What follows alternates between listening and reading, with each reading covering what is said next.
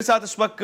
دنیا اسلام کے انتہائی معروف مشہور اور میں سمجھتا ہوں کہ قیمتی معلم موجود ہیں۔ آپ اسلامی نظریاتی کونسل کے ممبر بھی ہیں اور خود مدیر اعلیٰ بھی ہیں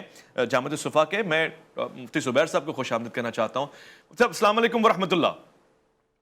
جی وعلیکم السلام ورحمۃ اللہ۔ جب سال 2023 ہم سے الوداع لے رہا ہے، رخصت کی گھڑیاں ہیں اور پھر کل ایک اور دن، اس کے بعد کیا کیا چیزیں ہیں جو ہمیں یاد رہیں گی؟ کن کن شخصیات کا ہمیں اس سال خمیازہ بھگتنا پڑا؟ کیا کیا چیزیں ہم نے ایز اے ریوارڈ حاصل کی ہیں آپ کی نگاہ میں؟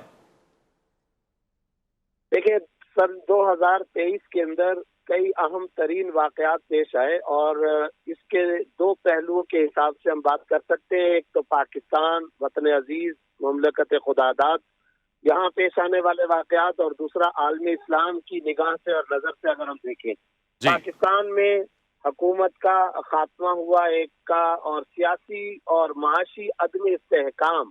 بہرحال یہ آیا، اور ایک وقت تو ایسا آیا کہ سچی بات یہ ہے کہ تمام بصیرت پاکستانی بڑے پریشان تھے کہ یہ آوازیں آ رہی تھیں کہ شاید دیوالیہ نکلنے والا ہے، شاید اللہ بچائے کوئی سری لنکا والی صورتحال پیدا ہونے والی ہے، اور اس طرح کی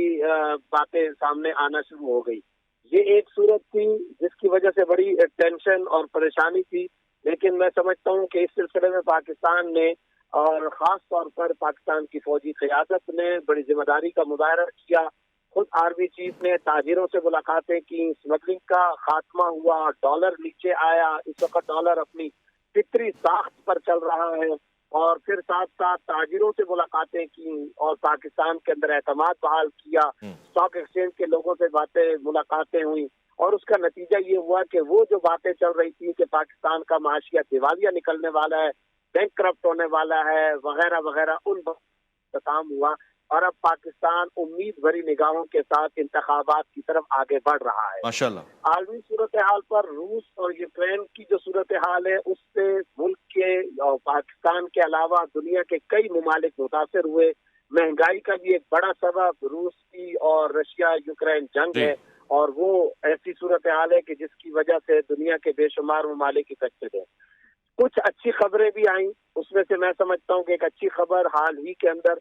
جس پر آپ نے ماشاءاللہ پروگرام بھی کیا تھا کہ ڈنمارک میں توہین رسالت اور توہین قرآن اور توہین مذہب کے خلاف باقاعدہ وہاں کی پارلیمنٹ نے قانون منظور کیا، اور ڈنمارک نے توہین قرآن کو غیر قانونی قرار دینے کے ساتھ ساتھ جرم قرار دیا، اور اس کے اوپر گرفتاری ہوگی، اور اس کی اب وہاں اجازت نہیں ہے، اور وہاں کی پارلیمنٹ کی کثرت کے ساتھ یہ ہوا، اور جس پر ہم نے عالم اسلام نے یہ وجہ طور پر مطالبہ کیا کہ اب سویڈن میں، سوئٹزرلینڈ میں، یورپ کے دوسرے ممالک میں بھی یہی بات ہونی چاہیے، اور آزادی اظہار کی آڑ میں انبیاء اور قرآن اور مصحف آسمانی کی توہین کسی صورت برداشت نہیں۔ اور اس میں ہم نے ساتھ ساتھ یہ بھی کہا کہ بائبل اور تورات کے بارے میں بھی قرآن کریم کے ساتھ انہوں نے توہین کو غیر قانونی قرار دیا۔ یہ مزید مستحسن اقدام تھا، اور خود ہمارا ہی مطالبہ تھا۔ مگر اویس بھائی، اس سال جو سب سے بڑی پریشانی، ٹریجڈی اور سب سے بڑا المیہ ہے وہ غزہ کی صورتحال ہے۔ 7 اکتوبر سے جو سلسلہ شروع ہوا، آج اس وقت اس لمحے تک کوئی 23,000 مسلمان شہید ہو چکے ہیں، اور میں آپ کو آج ایک بات کہنا چاہتا ہوں علمی اور تاریخی نقطے کے طور پر، بچوں کا قتل عام ایک مرتبہ فرعون نے کیا تھا، اس خطرے اور اندیشے کے پیش نظر کہ کوئی یہاں بنی اسرائیل کے اندر ایسا بچہ نہ پیدا ہو جائے جو کل کو میرا تختہ الٹ دے۔ فرعون کے بعد افسوس کی بات یہ ہے کہ موسوی پر عمل درآمد کرنے والے اور شریعت موسوی کے مدعی اور شریعت موسوی پر چلنے کا دعویٰ اور کلیم کرنے والے یہود کے ہاتھوں غزہ کے بچوں کا جو قتل عام ہوا ہے، اس قتل عام کی بھی بہت ماضی بعید تک ہمیں کوئی نظیر نہیں ملتی ہے۔ آج تک ایک بچہ یہودی نہیں دکھایا جا سکتا جس کو مسلمانوں کی طرف سے قتل کیا گیا ہو غزہ کے اندر، اسرائیل و فلسطین کے اندر ایک عورت نہیں دکھائی جا سکتی، بلکہ اس کے برعکس جب وہاں کی یہودی عورتیں مسلمانوں کی قید کے اندر آئی ہیں، انہوں نے اپنے ویلاگ جاری کیے، انہوں نے اپنا سوشل میڈیا کا تاثر ظاہر کیا، اور انہوں نے کہا کہ ہمیں مسلمانوں نے، مجاہدین نے کس طرح حسن سلوک کے ساتھ رکھا، اور باقاعدہ آسٹریلیا کی تازہ خبریں کہ آسٹریلیا کے 33 غیر مسلم عیسائی عورتوں نے غزہ کے مسلمانوں کے اچھے اور حسن سلوک سے متاثر ہو کر اسلام قبول کر لیا۔ میں कुछ दिन पहले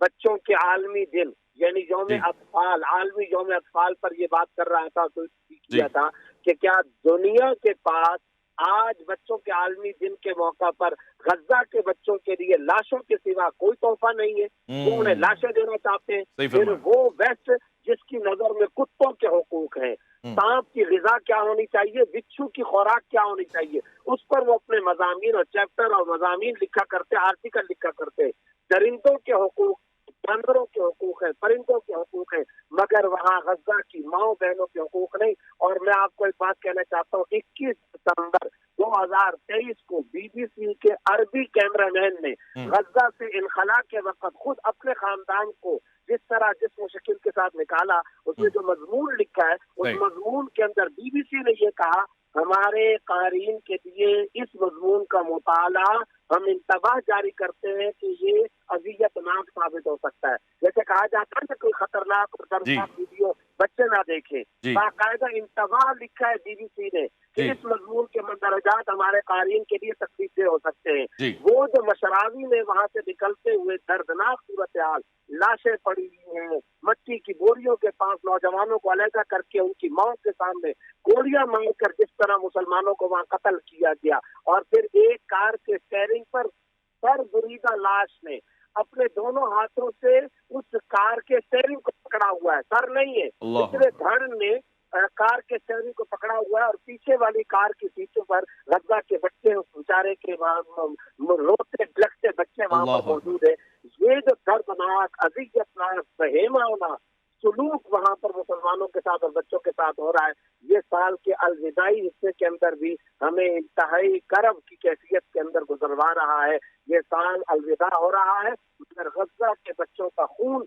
हमारी आंखों के सामने बार बार आ रहा है। वजह फरमाया आपने, और आपने इस वक्त पूरी कौम के एहसासात की तर्जुमानी की है। न सिर्फ कौम बल्कि हर वो जी शऊर इंसान जो इंसानी वकार से आगाह है, आशना है, वाबस्ता है, वाकिफ़ है और लाइल्म नहीं है। मैं बहुत बहुत शुक्रगुजार हूँ मुफ्ती ज़ुबैर साहब आपका और आपके इस कीमती वक्त का। थैंक यू कहूँगा मैं आपको।